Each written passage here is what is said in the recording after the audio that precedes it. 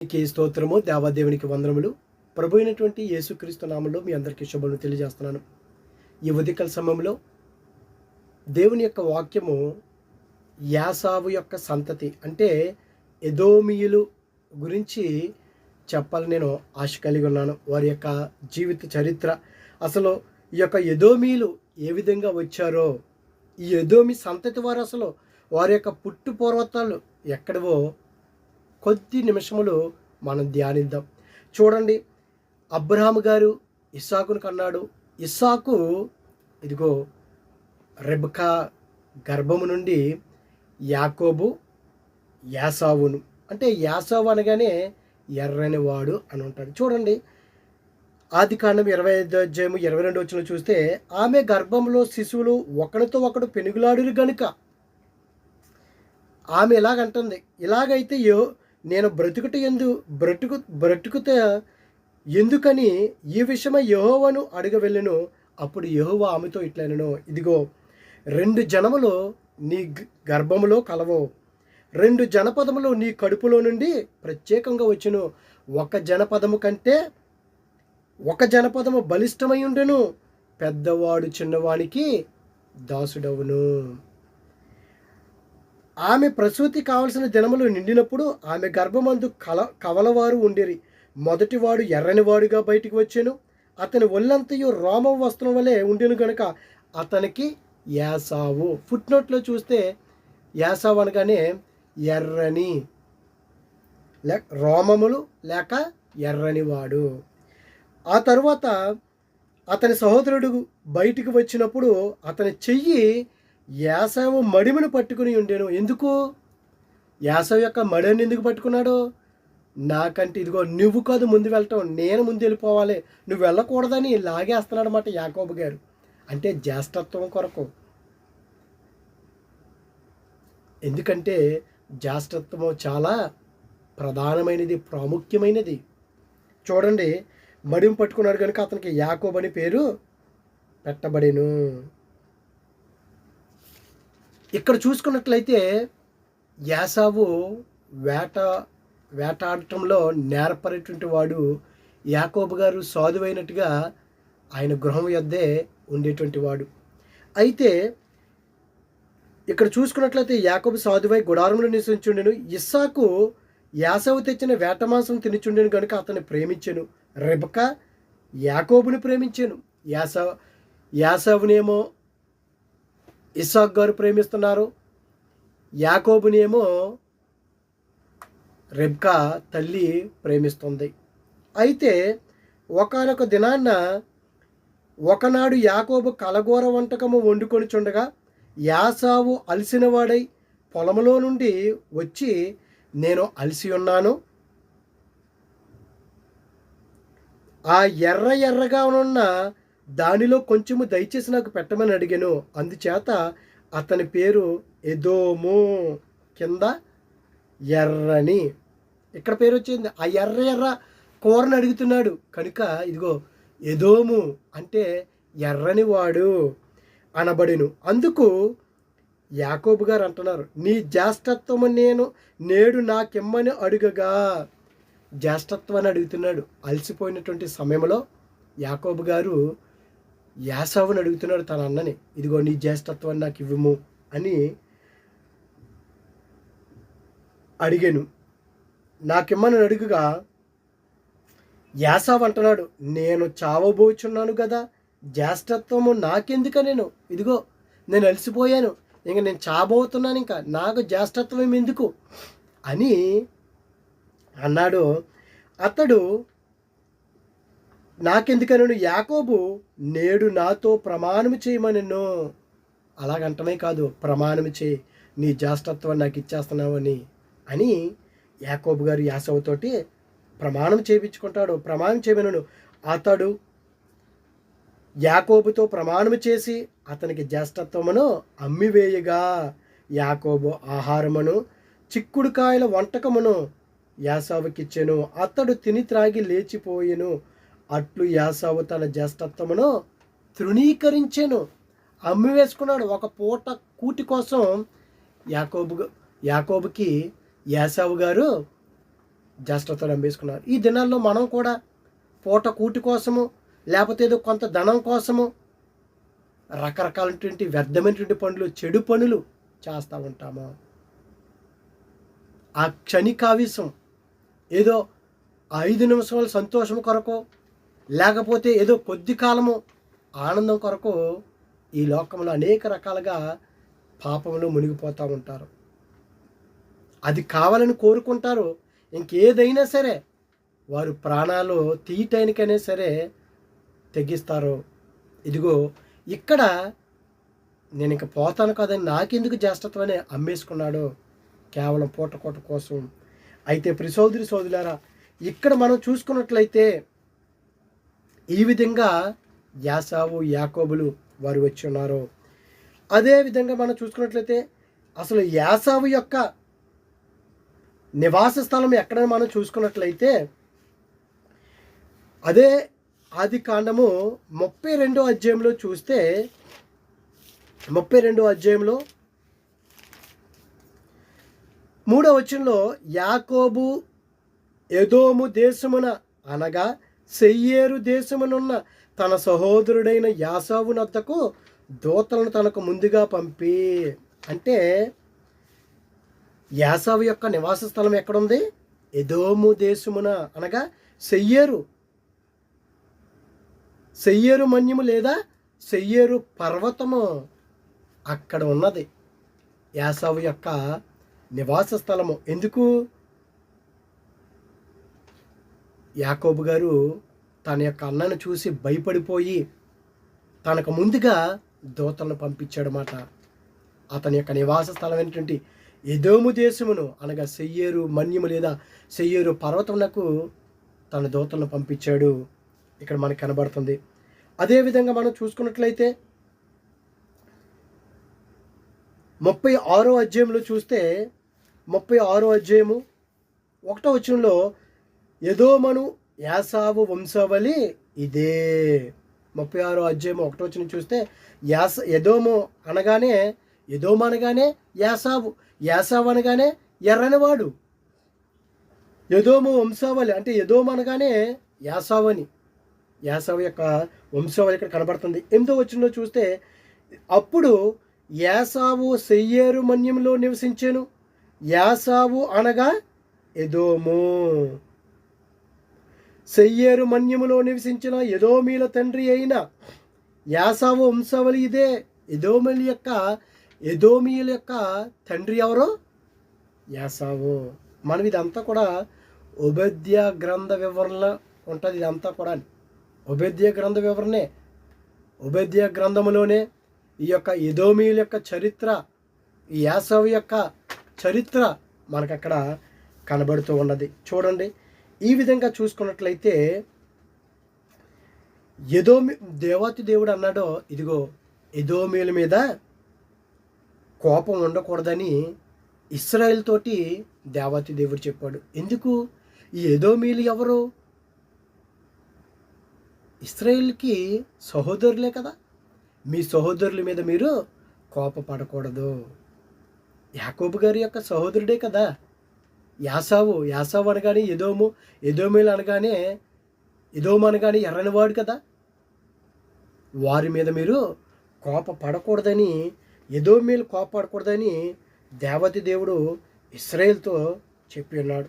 ఇక్కడ చూసుకున్నట్లయితే ద్వితీయోపదేశ కాండము 23వ అధ్యాయము 7వ వచనంలో అక్కడ మనకు కనబడుతుంది. ఎదోమీయులు నీ సహోదరులు కనుక వారిని ద్వేషింపకూడదు. దేవుని యొక్క వాక్యం ఏం సెలవుస్తుంది? ఎదోమీయులు నీ సహోదరులు కనుక వారిని ద్వేషింపకూడదు. ఐగుప్తు దేశంలో నీవు పరదేశం ఇంటివి కనుక ఐగుప్తులను ద్వేషింపకూడదు. చూడండి, వారు మీ సహోదరులు కనుక వారిని మీరు ద్వేషింపకూడదని దేవుడే. కానీ ఈ ఎదోమీలు చూసుకున్నట్లయితే ఇశ్రాయేల్ మీద అనేక మార్లు తిరుగుబాటు చేశారు, అనేక రకాలుగా బాధించారు. దేవుడైతే ఇశ్రాయేల్ తోటి ఎదోమీలు మీరు కోప్పడొద్దు, వారిని మీరేం బాధించొద్దంటే కానీ ఎదోమీయులు అంటే సహోదరులే ఇదిగో ఇశ్రాయేలు మీద దాడికి తిరగబడ్డారు, విరోధులుగా ఉన్నారు. ఈ దినాల్లో మనం కూడా అరే పొరుగువాడితో వాడు మన స్నేహితుడే కదా వెళ్ళొద్దనంటే వాడు ఏం చేస్తాడో మన మీద తిరుగుబడి చేస్తూ ఉంటాడు. అలా కొంతమంది ఉంటారు. ఇదిగో ఇక్కడ కూడా ఎదోమి సంతతి వారు కూడా ఇశ్రాయేలు మీద తిరుగుబాటు చేసి ఉన్నారు. వీరు మోషే ఇశ్రాయేల్ని ఐగుప్తు నుండి నడిపిస్తున్నటువంటి సమయంలో చూసుకున్నట్లయితే దేవుని యొక్క వాక్యం సెలవుస్తుంది. మోషే గారు ఐగుప్తు నుండి ఇశ్రాయేల్ నడిపిస్తున్నప్పుడు చూడండి, అక్కడ సంఖ్యాకాండములో 20వ అధ్యాయంలో సంఖ్యాకాండము 20వ అధ్యాయంలో చూసుకున్నట్లయితే మోషే గారు ఇశ్రాయేలు ప్రజల్ని ఐగుప్తు నుండి నడిపిస్తున్నాడు. మోషే కాదేశు నుండి ఎదోము రాజునొద్దకు దూతలను పంపి నీ సహోదరుడు ఇశ్రాయేలు, ఎందుకు ఈ ఎదోమీలకి ఇశ్రాయేల్ సహోదరులే కదా, యాసావు సంతతి వారే కదా. యాసావు ఎవడో యాకోబు యొక్క అన్నగారే కదా, వీరి సంతతి వారే ఎదోమీలు. ఇదిగో కాదేశు నుండి ఎదోము రాజునొద్దకు దూతలను పంపి మోషే గారు ఈ విధంగా అన్నారు. మోషే గారు పంపించారు, నీ సహోదరుడకు ఇశ్రాయేలు అడిగినదేమనగా మాకు వచ్చిన కష్టం యావత్తును నీకు తెలిసినది. మాకు వచ్చిన కష్టమంతా నీకు తెలుసు. ఇదిగో అనేక సంవత్సరములు మేము ఐగుప్తులో బానిసలుగా ఉన్నారు నీ సహోదరులు. ఇదిగో మా పితరులు ఐగుప్తులకు వెళ్ళిరి, మేము చాలా దినములు ఐగుప్తులో నివసించితిమి. ఐగుప్తీయులు మమ్మును మా పితరులను శ్రమ పెట్టిరి. మేము యెహోవాకు మొర్రపెట్టగా ఆయన మా మొరను విని దూతలు పంపి ఐగుప్తులోని మమ్మను రప్పించాడు. ఇదిగో మేము నీ పొలిమేరల చివర కాదేశు పట్టణంలో ఉన్నాము. ఇదిగో ఈ కాదేశు పట్టణంలో ఎదోము రాజుకు వర్తమానం పంపించాడు మోషే గారు. ఇదిగో మేము నీ పొలిమేర చివర కాదేశు పట్టణంలో ఉన్నాము, మమ్మల్ని నీ దేశమును దాటిపోనిమ్ము. ఎందుకంటే కాదేశు ఆ ఎదోము పట్టణం నుంచే అందులో నుంచే వెళ్ళాలి. అదంతా చుట్టూ తిరిగి వెళ్ళాలంటే వీరికి చాలా కష్టమైపోతుంది, ఇశ్రాయేలు ప్రజలు నడుచుకుంటూ వెళ్ళాలంటే. అందుకు ఇదిగో కాదేశు నుండి ఎదోము రాజుకి కౌరు పంపించారు, దూతను పంపించి ఇదిగో మీ దేశం నుంచి మీ పట్టణం నుంచి మేము వెళతాము, వెళ్ళేటప్పుడు మేమేమి కూడా ముట్టుకోమేమో.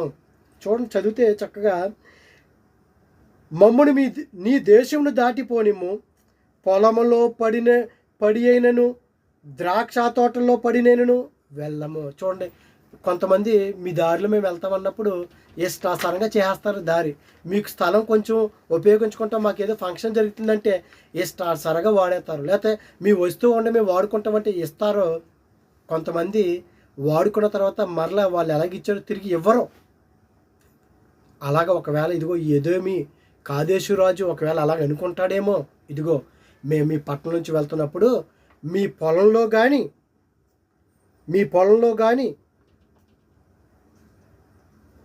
ద్రాక్ష తోట మీ పొలంలో పడి అయినను ద్రాక్ష తోటల్లో పడి అయినను వెళ్ళము. పొలంలో కానీ ద్రాక్ష తోటలో కానీ మేము అందులోంచి వెళ్ళము. బావుల నీళ్ళు కూడా త్రాగము, మీ నీళ్ళు మేము త్రాగము. రాజ్య మార్గంలో నడిచిపోయేదము. ఇదిగో ఆ రాజు యొక్క మార్గంలోనే మేము నడిచిపోతాం. మీ ద్రాక్ష తోటలో కానీ మీ పొలంలో కానీ మీ నీళ్లు కానీ మేమేమి కూడా ముట్టుకోము అని కాదేశు రాజుకు ఎదోము రాజునొద్దకు దూతను పంపించి ఈ విధంగా అంటే, ఎదోమీలు నీవు నా దేశంలో బడి వెళ్ళకూడదు, నేను ఖడ్గముతో నీకు ఎదురుగా వచ్చేదని సుమి అని అతనితో చెప్పగా. చూసారా, మోషే గారు దూతను పంపించి మీ పొలంలో కానీ ద్రాక్ష తోటలో కానీ మేము ఏది కూడా ముట్టుకుని మేము వెళ్ళాం, మీ నీళ్ళు కూడా మేము తాగి వెళ్ళాం, ఇదిగో రాజమార్గంలో మేము వెళ్తామో, మేవేవి కూడా మేము పాడు చేయమని అంటే, ఇదిగో ఎదోమీయులు నీవు నా దేశంలో పడి నువ్వు వెళ్ళకూడదు, నేను ఖడ్గముతో నీకు ఎదురుగా వస్తాను అంటున్నాడు. దేవుడు ఏం చెప్పాడు, ఇదిగో ఎదోమీయులు నీ సహోదరులైనటువంటి ఎదోమీయులతోటి మీరు శత్రుత్వం ఉండకూడదు, వారికి మీరు విరోధంగా ఉండకూడదు, వారి మీద మీరు కోప్పడకూడదు. ఎదోమీయులు నీ సహోదరులు కనుక వారిని మీరు ద్వేషింపకూడదంటే ఈ ఎదోమీయుల్ని చక్కగా అడిగాడు మోషే గారు. ఇదిగో మేము వెళ్తున్నాం కదా, మాకు రాజమార్గంలో వెళ్తాం, మేము ఏం ముట్టుకోమంటే ఏమంటున్నాడు దానికి ప్రతిగా? మీరు మా దేశం నుంచి వెళ్ళకూడదు, మీరు మా పట్ల నుంచి మీరు వెళ్ళకూడదు, మేము ఎదురుగా వచ్చి కత్తి పట్టుకుని మేము నిలబడతామా అని మాట్లాడుతున్నారు. ఎంత దుర్మార్గం అండి, ఎంత భయంకరమో. ఎదోమీయులు ఏ విధంగా మాట్లాడుతున్నారో వీరు చూడండి. మోషే కాలంలో వీరు ఎదురు తిరిగారు. అలాగే రాజుల పరిపాలనలో కూడా సౌలు గారితో కూడా వీరు యుద్ధానికి దిగుతారు. చూడండి, 1 సమూయేలుకి రాసినటువంటి గ్రంథంలో చూస్తే దేవుని యొక్క వాక్యం సెలవుస్తుంది. 1 సమూయేలు 14వ అధ్యాయంలో చూస్తే 47వ వచనంలో, ఎలాగున సౌలు ఇశ్రాయేలును ఏలుటకు అధికారమునందిన వాడై. మరి నిజంగా సౌలు మొట్టమొదటి రాజు, ఇశ్రాయేల్కి రాజు అయినటువంటి సౌలు అధికారాన్ని పొందుకున్నప్పుడు నకముఖాల వారి శత్రువులైన మోయాబీలతోనూ అమ్మోనీయులతోనూ ఎదోమీలతోనూ శోభా దేశపు రాజులతోనూ ఫిలిస్తీన్లతోనూ యుద్ధము చేశాను. సౌలు గారు కూడా ఎదోమీలతోటి యుద్ధము చేసినట్టుగా మనకి ఇక్కడ కనబడుతున్నది. అంటే ఈ ఎదోమీలు ఏమనుకున్నారంటే, మేము పర్వతంలో ఉన్నాం కదా, మాకెవ్వరు కూడా ఉండరు, మా దగ్గరికి ఎవరు రాలేరు, మాకు మంచి ప్రాకారములు ఉన్నాయి, మేము ఎత్తైనటువంటి కొండలో ఉన్నాము, మమ్మల్ని ఎవరేమి చేయలేరు అని అనుకుంటున్నారు వీరు. చూడండి, దావీదు కాలంలో కూడా ఎదోమీలు కోపం పెంచుకున్నారంట. చూడండి, 2 సమూయేలు గ్రంథం 18-14 చూస్తే, మరియు ఎదోము దేశమందు అతడు దండు నుంచెను, ఎదోమీలు దావీదునకు దాసులు కాగా ఎదోము దేశమంతటా అతడు కావలి దండుంచెను. చూసారా, వీరికి విరోధముగా దావీదు గారి కాలంలో కూడా, అంటే సహోదరులైనప్పుడు కూడా ఎదోమీలు యాసావి సంతతి వారి వీరందరూ కూడా ఎదోమీలు అంటేనే ఎంత భయంకరంగా వారు జీవించారు. అలాగే 1 రాజుల గ్రంథం 11-14 చూస్తే, యెహోవా ఎదోమీయుడైన హదాదు అని ఒకని సొలొమోనుకు విరోధిగా రేపును, అతడు ఎదోము దేశపు రాజవంశస్థుడు. అంటే మొదటి దాడి యెహోవారాము సమయంలో ఇది. ఇక్కడ చూసుకున్నట్లయితే 1 రాజుల గ్రంథంలో చూస్తే 11వ అధ్యాయంలో, 1 రాజుల గ్రంథము 11వ అధ్యాయంలో చూస్తే దేవుని యొక్క వాక్యం వస్తుంది. 14వ వచనంలో చూస్తే, యెహోవా ఎదోమీయుడైన హదాదు ఒకని సొలొమోనుకు విరోధిగా రేపును, అతడు ఎదోము దేశపు రాజవంశస్థుడు. దావీదు ఎదోము దేశం మీద యుద్ధము చేయుచుండగా సైన్యాధిపతి అయిన యోవాబు చంపబడిన వారిని పాతిపెట్టుటకు వెళ్ళి ఉన్నప్పుడు ఎదోము దేశమందున్న మగవారందరినీ హతము చేసెను.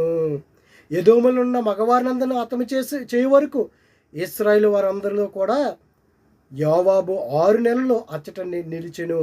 అంతటా హదాదును అతనితో కూడా అతని తండ్రి సేవకుల్లో కొందరు ఎదోమీయులకును ఐగుప్తు దేశంలోనికి పారిపోయేరి. హదాదు అప్పుడు చిన్నవాడై ఉండెను. హదాదు అన్నవాడు ఎదోమీయుడు ఎక్కడికి వెళ్ళిపోయాడు? చిన్నగా తనలో ఉన్నప్పుడే ఐగుప్తుకి వెళ్ళిపోయాడు.